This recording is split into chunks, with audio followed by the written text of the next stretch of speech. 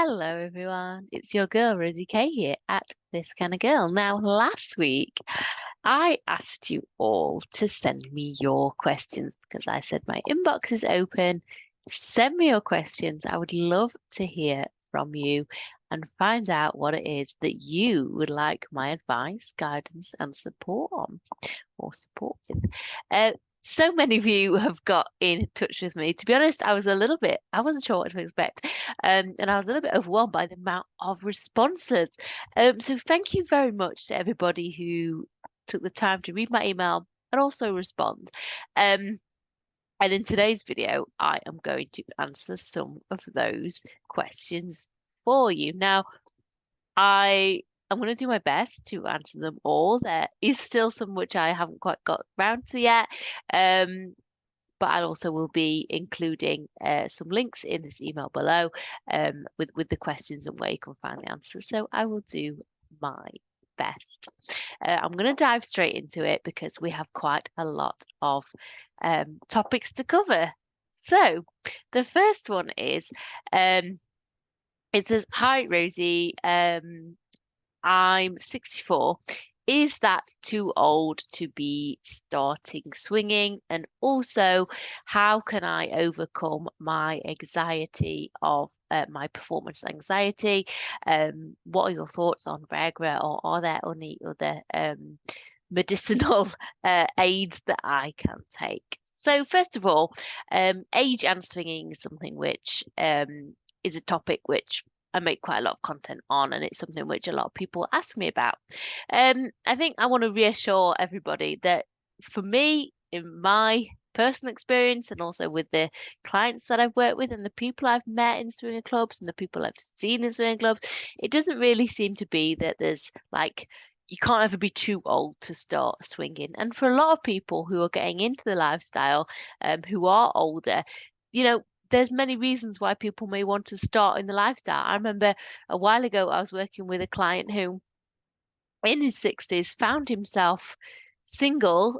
He was a widower and he found himself single. Swinging was something he had kind of thought about before. He'd never discussed it with his late wife. And then when he found himself single, he came to me asking me, how do I get started? So I want to reassure you that you're certainly not alone.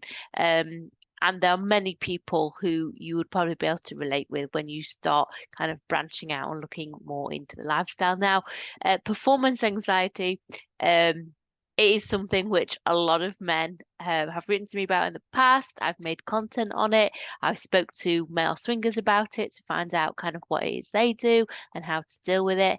I will include a link to a piece of content that I made all about performance anxiety and what you can do to kind of better your chances. And I'll include the link for that. And in regards to medicinal aids, I want to put out there that obviously I have no qualification to offer advice on what people should and shouldn't be taking. I know that certain male partners I've had have used Viagra themselves and have had success with it. But there are also herbal alternatives that some men have used as well. I don't know, it's up to you, but I would say probably, go and speak to the pharmacist about it. Because from what I've learnt, again, by speaking to male clients who've taken Viagra or taken different things, there are side effects as well that you need to be aware of. But it's really not that uncommon to use those things in the lifestyle. So that's that. The next question says, "Hi Rosie, I'd love to have a threesome with my wife's best friend. How's the best way to get started?" And we don't know where to start. Okay, so first of all, I'm gonna be really honest with you. Sometimes when people are looking at having a threesome, especially for the first time, they think that it will be much easier to do it with somebody who they know, like a friend of their partner, perhaps like somebody who they already are acquainted with, and they think it's much easier to do this. Now, some people do, but a lot of the time when you include somebody who's already in your social circle or in your vanilla friendship group, it can also lead to conflict, and it can lead to people falling out, fighting, and it doesn't always have the effect, doesn't always have the end result that we are wanting to. Now, this is because you've gone too close to home, essentially, and you haven't quite understood what swinging represents, or what ethical non-monogamy sex kind of represents, and what it means to different people, because men and women respond very differently in those environments. Now,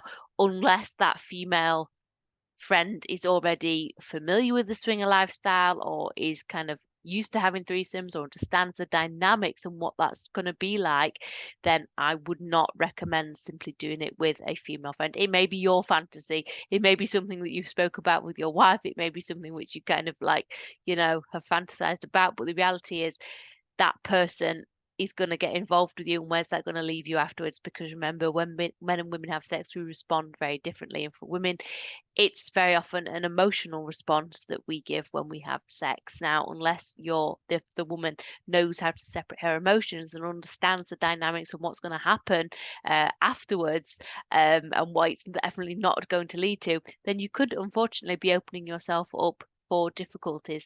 And that's why I do recommend to people that, yes, you can swing with friends if they're already swingers.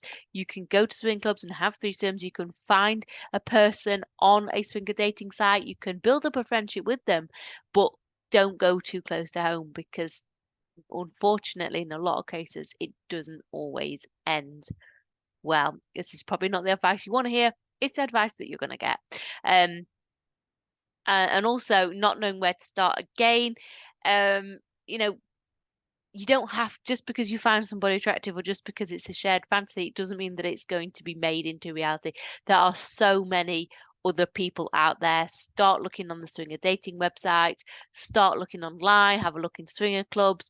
There's loads of single women out there who are happy to join with couples, and if you want to go to a club, again, go and do that.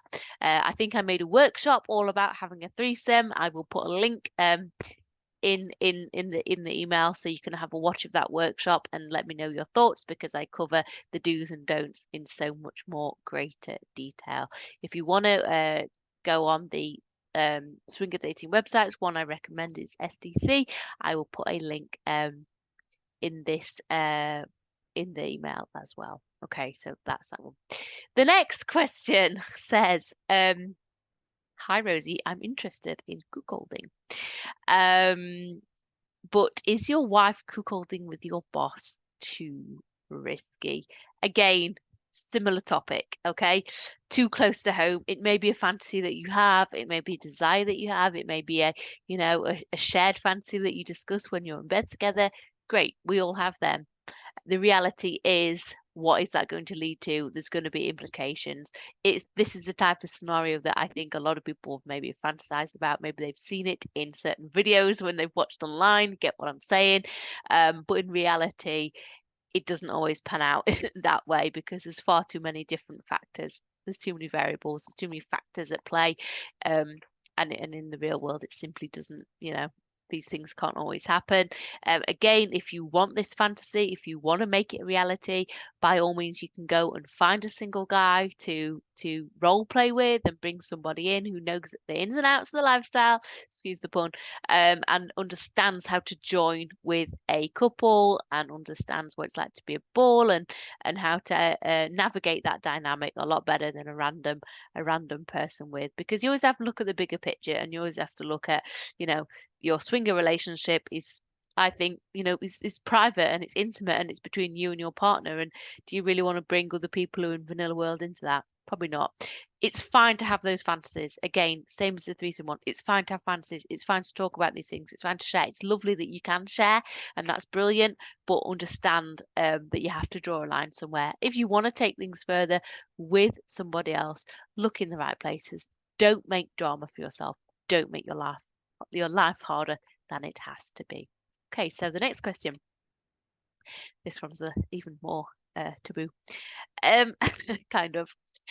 Hi Rosie, I'm interested in attending events where there are a lot of dominant female women. Is there anywhere where femdom is celebrated in the UK? Now you can see I've got a big smile on my face. Femdom is something that I find very enjoyable. Um, and it is something I've made content on. Now, I'm not sure if you're already on some of the alternative dating sites. I don't know why it's done that all of a sudden. I'm not sure if you're using any of the alternative dating sites or you're familiar with them. But if you want to find out more about femdom parties, and where you can go and kind of offer your services, I urge for you to check out FetLife. Make a profile on there, check out FetLife, check out events, and check out femdom parties and find out what's happening in your area. You may have to travel a little bit further afield, but there are places where dominant female women go and they enjoy this type of party. Also, you could try and check out, you could have a look on FabSwinger, you could have a look on SDC, but really, if you want the kinkier stuff, then check out FetLife, because that's where the majority of people who enjoy this lifestyle are going to be. Again, I have made content on this. I will put a link in the email so you can check out my content on it. I wrote a few blog articles about my experiences of it. I do have a pretty juicy experience that I shared in TKG Club about this as well. But I'll put some links so you can find out more. But yes, they are most definitely a thing. I think you just have to be very aware of what it is you're getting yourself involved in, but also understand that consent is absolutely massive at these things. They're not going to force you to do things you don't want to do. They're not going to expect that you know, do things that you're not ready for. Consent is absolutely massive, and communication is massive as well. But by all means, have a look and check them out. So the overall answer is yes. These events do they do exist. You just need to do a little bit of digging, but I will help point you in the right direction of some. So they are they're the questions that I have time for today to answer. I'm going to put some more in the email because quite a few questions were kind of about the same topics, such as talking to your wife about starting swinging, and also kind of how to get established within the swinger scene and how to find swinger websites and things like that. And these are topics which I've spoken about before, but these were my favorite questions that I received. I hope this video has served you well. I hope you've enjoyed it. I really enjoyed receiving your questions. I love hearing the topics that are kind of pressing to you and that you're interested in. So thank you very much. Do let me know if you'd like more advice. Do let me know if you'd like to do another one of these and send me more of your questions. But thank you. I hope you've enjoyed it, and I shall see you all next time.